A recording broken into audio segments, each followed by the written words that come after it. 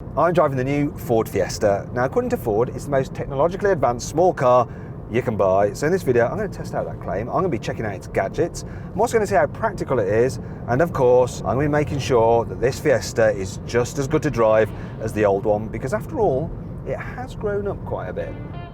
The new Fiesta is longer and wider than before for more interior space, but has the increased size robbed the car of some of its unique character?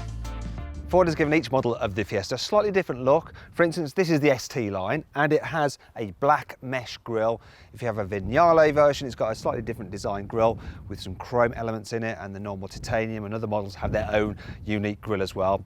I like the new headlights on this car. I like the way that you've got these winglets like on a jetliner just embedded in the light unit itself. In terms of wheel sizes, you can get up to 18 inches. This one's running on 17s.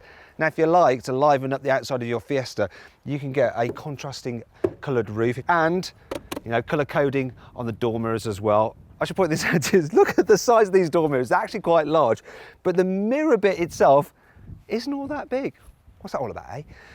In terms of the side profile of the car, Ford has tried to make this less wedge-shaped than the old one, and I think they've succeeded. There's less of an expanse of just metal there, so it never looks quite so underwheeled as the previous Fiesta. Speaking of the wheels, we're going to go back in here and look. All models with over 100 horsepower get rear disc brakes. Finally, at the back, you've got oblong-shaped lights, which help make the car look wide at the back. And this one, well, they all have like cut-out shape in them. Blimey heck, the wind is really strong. It's blowing a gale here. And you also get a roof spoiler on this ST line version. Now, if I can manage not to get blown away, let's have a little bit of a vote.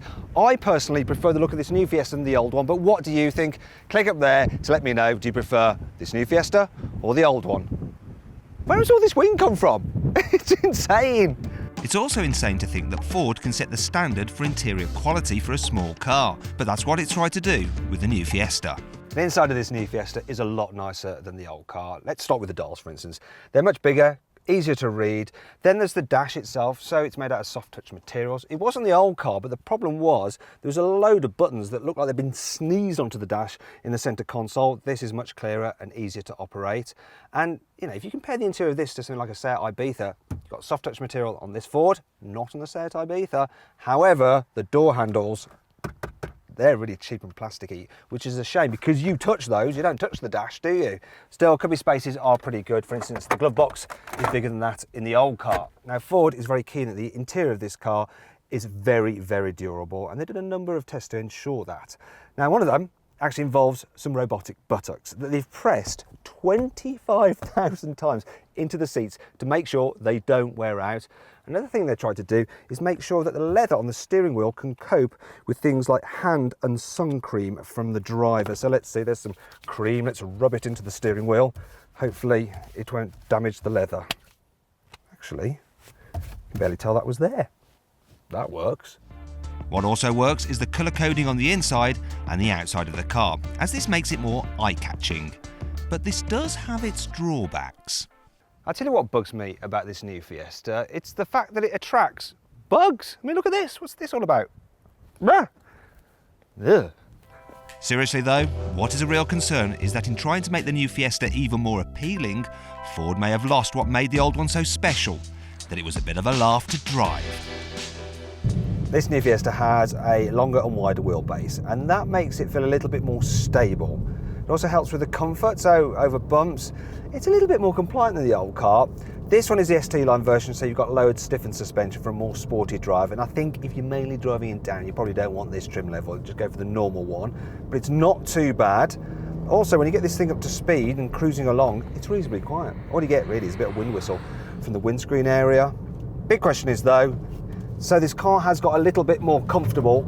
Is it still fun? Well, here I am on a twisty Spanish road, which is a little bit like a racetrack actually. There's no one on it. It's got loads of cool bends on it. And yeah, it probably doesn't feel quite as pointy as the old car.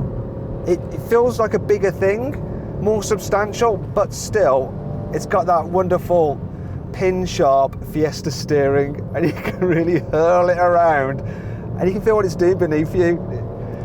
Yes, thank God, the Fiesta still has an element of fun. Whee, look at that gripping on there. Oh, that just went round. Now What this car does is it brakes the inside wheels as you turn, and it just helps rotate the car around the corner, and it does work.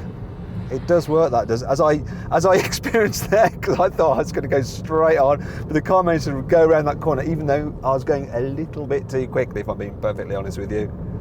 You got to feel sorry for my cameraman. He's gone a little bit green with car sickness. You can get the Fiesta with a whole host of other kit to keep you safe. For instance, it's the first Ford to feature pedestrian detection, which can also help prevent collisions at night. Meanwhile, engines include a range of 1.5 litre diesels, 1.1 litre petrols and 1 litre 3-cylinder ecoboost turbo petrols. This 1 litre ecoboost with 140 horsepower should be able to do around 52 miles per gallon. This one's averaging 38 miles per gallon. As for the performance, well, let's see. 0 to 60 is supposed to take 9 seconds. What can I get? Ready, go! It's an alright start. Come on, little engine.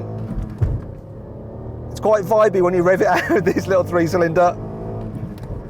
Nice smooth gear changes there, and that is 100 kilometers an hour or 60 miles an hour. So I did 0 to 60 miles an hour in 9.5 seconds, which is okay. But then launch times aren't that relevant in real life. This little 1 litre engine is actually pretty punchy in gear. Speaking of which, most Fiestas now get a 6-speed manual gearbox as standard. Welcome to the 21st century, Ford. Actually, the box is quite nice to use. Definitely better to have 6 speeds than the usual 5-speed of the old Fiesta. Another thing Ford needed to bring into the 21st century was the Fiesta's archaic infotainment system. So has it? The new Fiesta starts from just under £13,000, but that entry-level car has a very small 4.2-inch infotainment screen. As you move up the range, you can get a 6.5-inch screen, moving on to this 8-inch screen here, and according to Ford, this screen's display is the brightest on any car of this size, and it does look very nice and clear. It uses Ford's Sync 3 system, which is, it's sort of all right, you know, it's not the best in the business, but it's okay. And this particular car that we've got here is fitted with the Bang & Olufsen Play sound system. So that has 675 watts. And do you want to hear what that sounds like?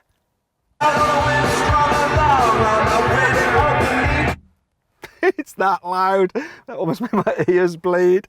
Yeah, it didn't distort at all, and part of the reason for that is you've got 10 speakers, including a mid-range speaker up here on the dash and a big subwoofer in the boot. I think I'm deaf.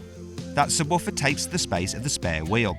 Yet despite this, the boot is bigger than before at 290 litres, though this is still less than the new Volkswagen Polo has. But what about when it comes to carrying passengers instead of stuff? Ford has tried to make this car easy to get in and out of. For instance, you have these little protectors which just pop out when you open the door so you don't bash other cars. Now when you get in, apparently the doors are 20% easier to close than before. That means I should be able to do it with my little finger. Let's see. Ow, bit of a strain, but I've got it. Don't know whether I'll be able to do that in the old car or not. I never tried it, to be fair. In terms of rear passenger space, apparently there's about that much more knee room than before, but it's still not great. In terms of headroom, yes, this is the 3-door version. There ain't loads of headroom, but I sat in a 5-door version and it wasn't much better. And if you get one with a panoramic roof, actually your head, well, my head was touching the roof. So it's all right in the back. There's sufficient room, but something like a SEAT Ibiza does feel more spacious in the back.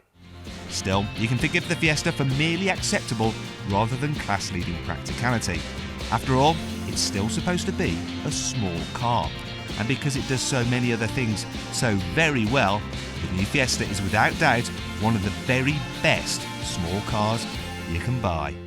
Now, if you click on that pop-out banner just up there, you can go to carwow.co.uk. There you'll be able to build your ideal car, and then within 24 hours you'll get 5 great offers back from top dealers without having to haggle, so you can compare prices all from the comfort of your own home. Now, if you click up there, you can subscribe to our channel for more great videos like this, and either side of me to watch more video content.